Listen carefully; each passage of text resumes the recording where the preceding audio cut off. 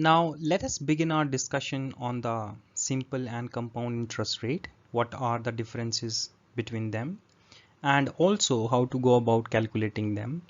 And this is following from our previous discussion that we have observed that our nominal interest rates are a function of the real interest rate, the inflation expectation, and the risk premium.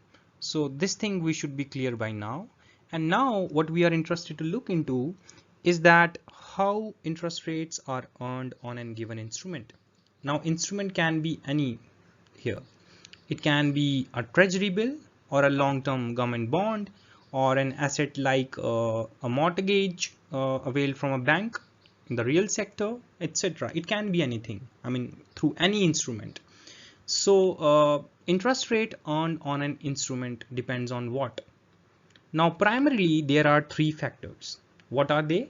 Number one, interest rate is generally dependent upon the time period, that is given as the with the sign T, or what we call as the maturity period of an instrument, right? So for example, you borrow from a bank for a home loan or an automobile or some electronic gadget, etc., right? So the interest rate which you will be, repaying to the seller, it's definitely going to be determined by the time period of payment, right? So first factor on which the interest earned on an instrument depends on time. And same goes for your investments also. What I mentioned as an example was the case that you bought something, okay, and you were repaying that interest, and time determines the extent of interest earned by that seller who sold you that good.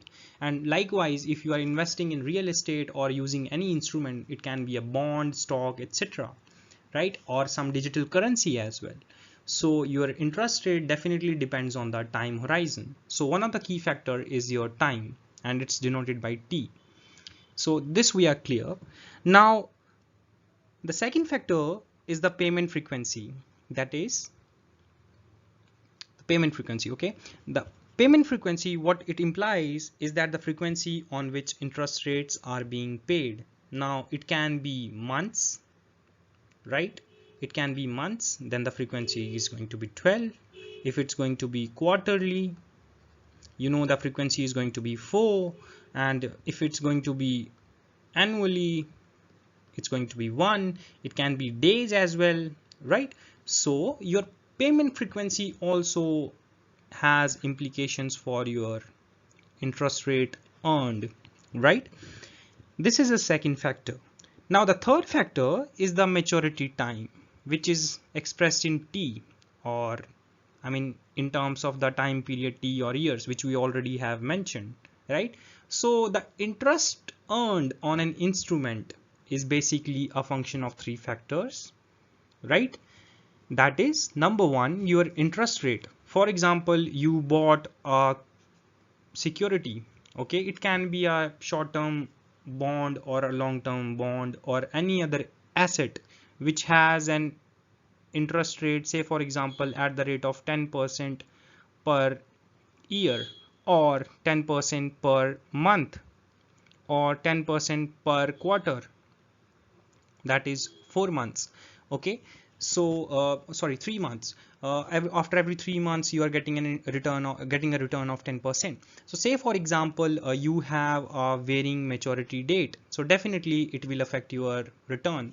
Then for example, if this interest rate variable, that is 10% for per year, say per month basis it's only 8%, per quarter basis only 5% return on your investment. So interest rate is definitely affecting your interest earned, the income earned through that instrument, right?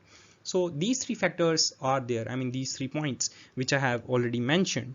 So now what are the ways to calculate the interest rates? We know that our interest rate is going to get affected by what? It's going to be affected by the time, right? The interest itself, what interest is there, right?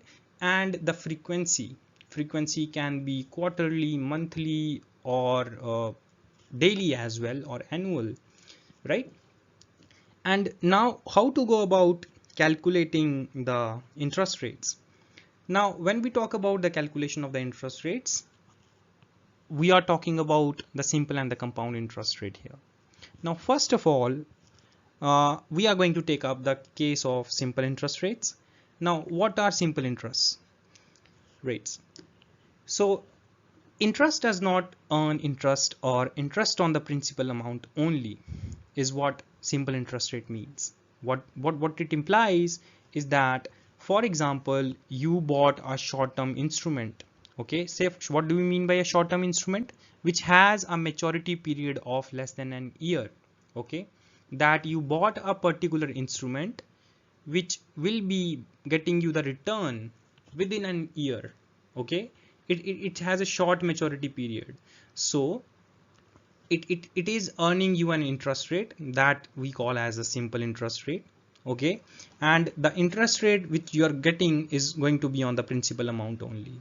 All right, so say for example you had $100, all right, and you bought a security for those $100, and this security earns you an interest rate of 3%. Okay, by the end of the year what you will be getting is 3% of this 100 plus the principal, that is going to be $103, right? So this is a simple calculation based on simple interest rate. Now, how to go about understanding it mathematically, that we definitely are going to look in the next slide. And another point I want to mention is about the compound interests. What are they? Now, for simple interest, like I mentioned, that you are only earning interest on the principal. But in case of compound interest, it's the interest on interest. So for example, in this example, 3% of interest has been earned on 100, which is going to be 103. In the period 2, if I'm compounding it, if I am having a compound interest, okay, what happens is that you will be getting additional 3% on 103 in case of compound interest rate, and not on 100. But in case of simple interest rate, if I'm again investing for the next year, okay, and expecting a return, it's again going to be 103 only. But if you're compounding it, it's going to be your 103, 3% of 103. Then in the next period, what comes out as a sum will be further compounded. Likewise, let's see how it works. Now, first case is for the simple interest rates. Okay, like I mentioned that it's interest on the principal amount. Now, we already have said that interest does not earn interest here. What do we mean by that?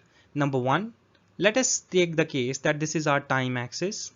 Let us say that it's our time axis. This is time period 0, this is time period 1, this is time period 2, this is time period 3. Okay, and please pardon me for my bad drawing skills. So yeah, now let's assume that you have $10,000 and you plan to invest them, and what you do is that you invest it for 4 years. No, let's take this as 4. Okay, yeah, so you had $10,000, you invested it for 4 years at a simple interest rate of 5% per annum.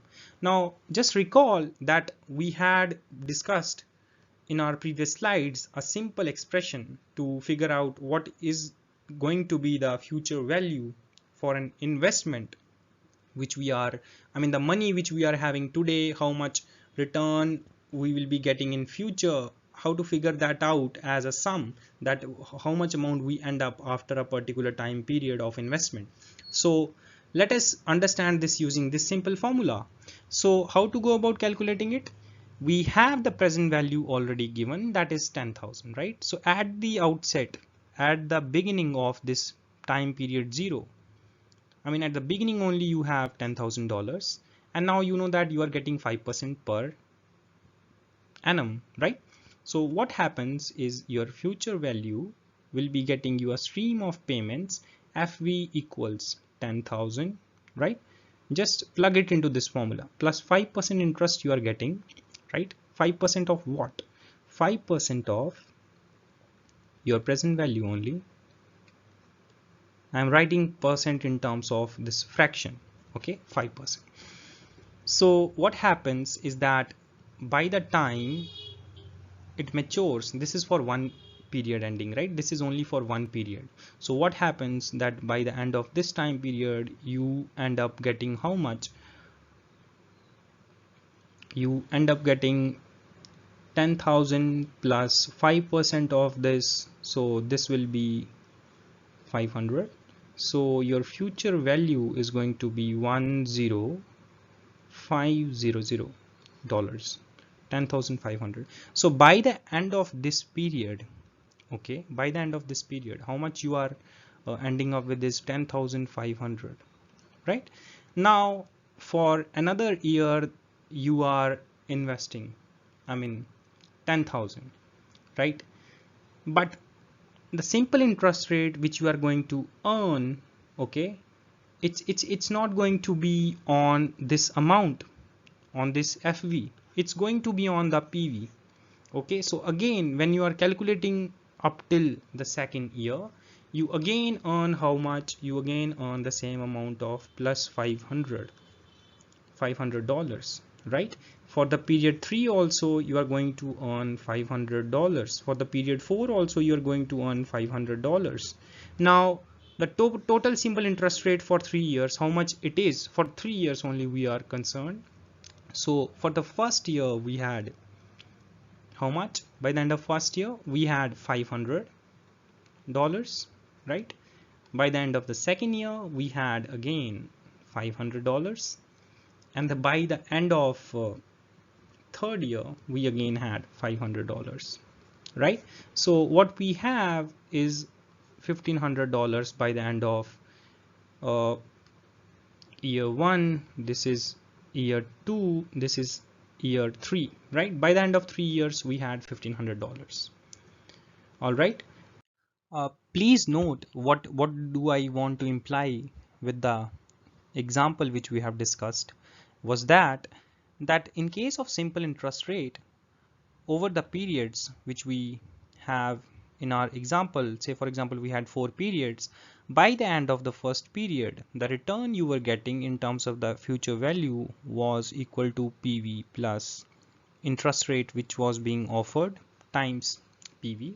By the end of 2 periods, what you were ending up with was PV plus 2 times interest on PV, right? By the end of the third period, when you moved on to this time period, you were having the future value equals to present value plus 2 times interest on PV, 3 times interest on PV, right? And by the time you finished off this time period, again your future value was PV plus 4 times interest on the present value, right? So over the 3 years, what was happening in case of simple interest rate is that your FV is equal to PV plus interest rate times PV. So this expression is basically getting multiplied by the number of years, right? So this is about the key takeaway from this entire discussion. Okay, now what about the other concept? So before we move on to the compound interest, let's discuss 2 examples. Now observe this example that you deposited $1,000 at 8% interest rate for 92 days in a bank. So by the end of this period, how much balance is going to be there in your account? So I would request you to please pause the video and try to work out this problem. And I have already given a hint which is almost equivalent to a solution. So please do solve this exercise. Okay. And let's move on. You just have to plug the values here and you will simply get an answer. But it's just to show you that what other varieties of questions or from the investment perspective, okay, you can encounter a time period which is in terms of days. It's not that it's always going to be expressed in terms of number of years or months or quarters only. It can be in terms of days as well. So this is one of the version which I want you to work out. Then the next one is an example, assuming that say if you invest $1,000 today and you receive 1020.2 in 92 days. You already know that how much you are going to receive. I need not tell you that this is the PV and this is the FV. So given all these, what is the simple interest rate? Again, rearrange the expression and try to work out the problem. There is already a hint available. So I request you to please pause the video and try to work out this problem. And you can easily verify, once you calculate your interest rate, you can plug it here and try to find that whether the FV comes out to be this much or not. So that is just for the verification. Now let's move on further. The second concept which we were talking about was the compound interest. I briefly mentioned that compound interest is something which implies that interest earns interest. There is an interest rate over interest rate. In simple interest rate, we have seen that how we go about calculating the simple interest rate, and we were not getting an expression which can tell us that our interest rate is earning interest rate, because for simple interest rate what we are having as an expression was this: our future value was equal to the sum of PV plus interest rate times the PV, right? And if the time period was increasing, only this component was being multiplied with the number of periods, right? But what happens in case of compound interest? Let's see. Now consider that you have a PV. It can be anything. Say for example you had $100 at the beginning of time period. I mean at time 0 you had $100 with you for investment. Now you went on to invest or save and you earned an interest rate of 5%. Okay, so your future value expression, you know that your future value is equal to PV plus interest rate times PV, or it can be written as PV times 1 plus interest rate, right? This is your future value. So same thing is being mentioned here, that is PV times 1 plus interest rate by the end of first period. But when you are compounding, what happens is that the amount which you are earning by the end of period 1, you will be earning interest rate on that amount. It's not like the simple interest rate rule that you will be earning every time interest rate over the PV itself. Now what happens is that your new PV for period 2, if you are calculating the FV, here the PV expression will take the input from the period 1. Okay, the amount which you had by the end of period 1. So say for example on $100, okay, you were earning 5% interest. By the end of 1 year you will be having $105, right? So by the end of 1 year you had $105. Now this is your PV here, which gets plugged into this expression, and say for example you earned an additional 5% interest rate on this. Okay, so further 5% you get on this, and by the end of this period the amount which you will be getting is PV, okay, into 1 plus interest rate times 1 plus interest rate. Why we are getting this expression? Now let me try to explain that why we are getting this expression, that why interest on interest term is being used here. Now by the end of this period you understand that we are earning $105 if 5% interest rate is being earned on the PV, with a simple formula that FV equals future value equals present value plus interest rate times the present value. All right, now this was for period 1. Let's say this is for period 1. Okay, now this is for period 1, so we had 100 plus 0.05 times 100, because our PV is 100 and interest rate was 5%. So when you multiply this you get 5 plus 100, so it's $105, right? So this was our FV1. Say for example this is FV1, future value by the end of period 1. This is $105, right? Now what happens is that by the end of first period the FV which we have, this serves as the PV in the period 2. Now PV, okay, for period 2 is this. Okay, so what happens is that now this amount which you have, now if I have to calculate for period 2, okay, how much amount you will be having after the end of period 2, your FV will be equal to, the new PV will be now this 105, not 100. Okay, so this will be what? This will be 105 times 0.05. plus the initial PV. It's PV plus interest rate times PV, right? So your future value is going to be how much? You just simply multiply this expression. It's 105 plus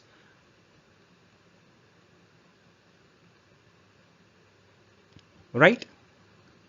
So it's going to be 105, pardon, 110.25. I beg your pardon. Yeah, this is correct. All right. So yeah, so by the end of this period, what you get is $110.25 as a return, right, on your investment as a future value. Now, see, if you simply try to express this in the formula, right, in terms of the FV formula, let's see whether we get the same expression or not. So we had written FV is equal to the product of PV plus the product of the new PV, right, times the interest rate. So we multiplied interest rate with what? We multiplied it with the previous expression, right, which we got. And how did we get this expression 105? We got it from this formula. So let's plug this instead of 105. So instead of 105, I'm multiplying I with this formula. Simply multiply PV plus I times PV. Now what we get out from this formula is that our FV is equal to PV plus, just observe here, okay, and if I take out PV common, so what I get? PV times I bracket 1 plus I, right?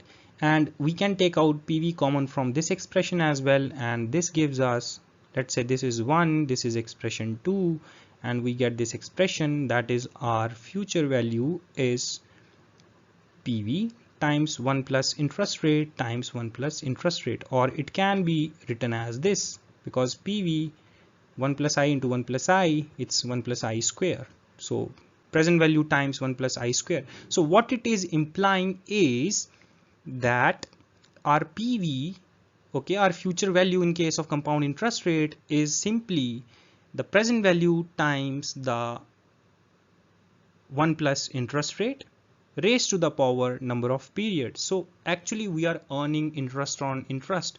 So interest rate is raised to the power t here, right? So that's why we use this term that it's interest on interest here in case of compound interest. Now let us take a look at an example of what we call as intra-year compounding. What does this mean? So intra-year compounding basically talks about that, say for example, we have been so far discussing the cases that you are having an investment amount and you are investing it for maybe an year horizon, or it can be for 2 years, 3 years, and so on. I mean on yearly basis only. But what if that your compounding is taking place on quarterly basis or monthly basis or daily basis? It can be the case, right? On depending on the security in which you are investing in or any kind of asset which you have purchased, and your time horizon of investment can vary and the period of return can also vary, right? So given that, so this is what basically intra-year compounding will be dealing with. So how to go about calculating that? So it's simply obtained by using this formula. Now look at this expression. What changes are there as compared to the previous expression of the compounding? So we know that when we were talking about the compounding, our future value was PV times interest on interest raised to the power t. Now this expression has been modified in terms of n, because n can be quarterly, monthly, or daily, right? So how it has been altered is PV times 1 remains same. These two terms are remaining same as in the previous expression, right? But we change this interest rate with interest rate upon n factor. N here is basically the period of compounding, right? It can be quarters, months, or days. And also the power of t is being multiplied by that factor, right? I mean the compounding period which is going to be there. So this is how the formula has been adjusted. So n is basically the frequency of compounding, t is the time, I is the compounding interest rate, PV is the present value, and FV is the future value here. So using this expression, we can solve problems which even are dealing with intra-year compounding cases, right? And what happens if n goes to infinity? What happens if n tends to infinity? So our future value, what happens if the limit n tends to infinity, will be that the expression, we know that this is going to be tending to infinity. If this n tends to infinity, this n is also tending to infinity, right? So what we get as an outcome is that our future value will be given as PV times e to the power I times t. Okay, so this is how the expression will be given. Please keep this in mind. I mean, it can be the case that you may encounter sometimes the problems with the horizon of n tending to infinity. Okay, infinite horizon or continuous compounding. This is basically the notion of what we call as continuous compounding. Okay, so it's PV times e to the power interest rate times the time. Now here E is 2.72. Please note that. All right. Now, given the discussions which we had so far on the compounding, okay, and the compound interest rate specifically, so let us take an example that you have invested $1,000 for 4 years at an annual rate of 12%, and this is being compounded monthly. Please note the horizon carefully. Okay, this is for 4 years and is being compounding monthly. What is the future value? So you have to get the FV of the investment at the end of the 4th year. So simply there is a hint, you can plug the values. I would request you to please pause the video and try to solve this. Okay, work out this problem. It's simple and you can easily get the result. So as a solution, I'm assuming that you already have solved. So how to go about this? We already have been given in the question that number of payments which will be there in an year, it's going to be monthly compounding. So number of payments which are going to be there in an year, it's going to be 12, right? And number of years is 4, you already know. So your n times t here is 48. Then what is the monthly interest rate? You are given the interest rate for an year. This is the annual interest rate. So how to calculate the monthly interest rate?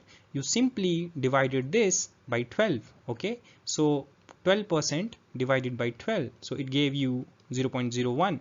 So simply plug this value in the expression that your future value is equal to your present value, which was again given, that is $1,000 times 1 plus interest rate upon n raised to the power times time interest rate. Okay, and this is what you get as an answer. All right, I am